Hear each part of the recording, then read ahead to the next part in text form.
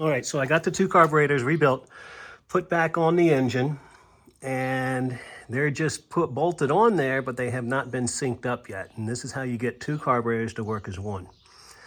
You can see I have one on this side, and then I've got the other one over here. And up here on the throttle, as you rotate the throttle, you've got two cables coming out, and they go around, and each cable goes to the top of the carburetor that operates your slide. See that? So one cable goes to the left, one cable goes to the right. So here is where we need to sync these two up. So let's get going on that first. All right, so pulling it up and I'm reaching here. I can feel the slide exactly where it is. It's right there, nice and flush with the top of the opening. And over here, this carburetor is a little too low. So I'm going to come over here and find the cable for that.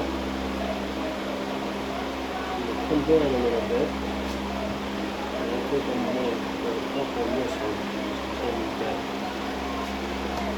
So pull back up. I'll go up and down just a little bit, and I can feel the flush. This is pretty close.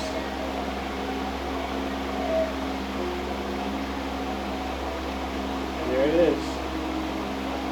I think that twist did it. So I'm pulling it up, so it's flush with the top, and I can feel my finger. I can like let it down and bring it up just a little bit, and I get it just even. Check this side. This side can come up just a tiny bit. So I'm adjusting that. And one more time. That's perfectly in line with that. And that's perfectly in line with that. So there you have it. Both of them are in perfect height and sync. Now I got to work on the throttle stop. Okay, so on these particular carburetors, I have a number 3 slide, and the cutout is 3/16 of an inch. I've got some brass rods right here.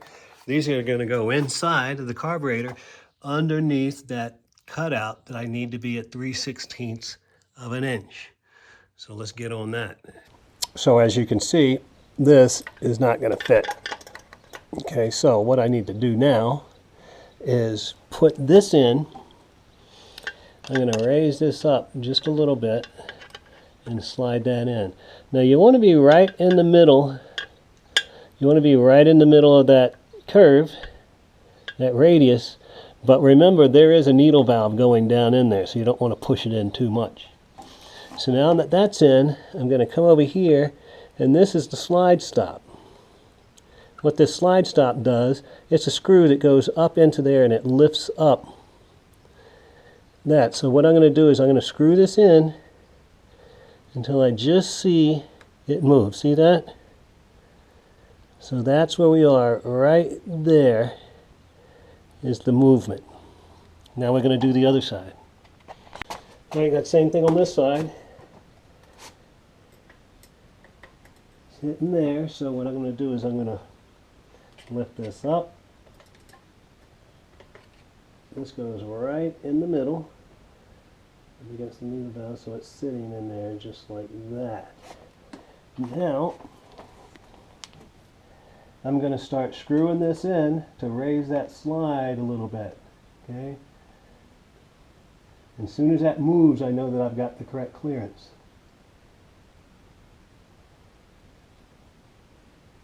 Oh, there it is right there. Check that, make sure you're going up right there. That little bit of movement, that's where I need to be. So now they're both set at 3/16 with the float height.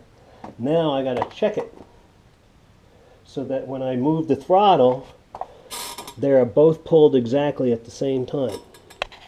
All right, so now we're going to roll on the throttle and see if they're synced so that they both move at the same time. I should have the same amount in each one. So here we go, we're coming off. Look at that. See how they're both dipping? So this tells me this one is moving a little bit faster. So what I want to do there is I just want to come down on this slide just a little bit, like so. Now let's see, when I roll on the throttle, there it is. I'm happy with that. We got 2 sync carburetors, perfectly set up. All right, now it's time for the strobe timing.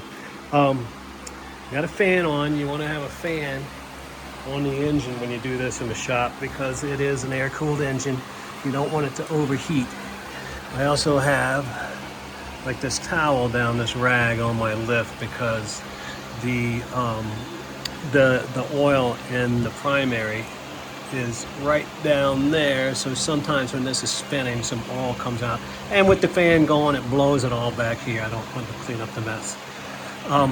Got a strobe set up, aiming right at the inside this. Now I made a little white mark, that's my timing mark to go to the pin that's down there, and at 3,000 to 3,500 RPMs I want that line to be right on that needle. And I've got my power set up to my my cleaning station on an external battery source. You don't want to hook the battery up to the battery on the motorcycle because you're going to get a different false reading. And then this right here is the electronic ignition. And on these 2 pillars right here, I either turn it one direction to advance it or spin it the other direction for the retard. I love saying retard when it's actually a real word.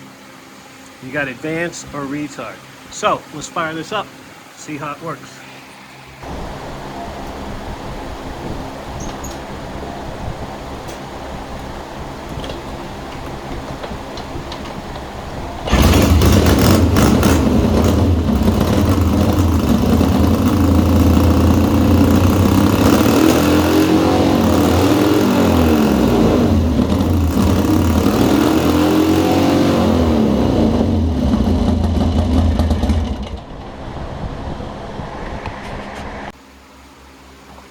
Looks like we had success.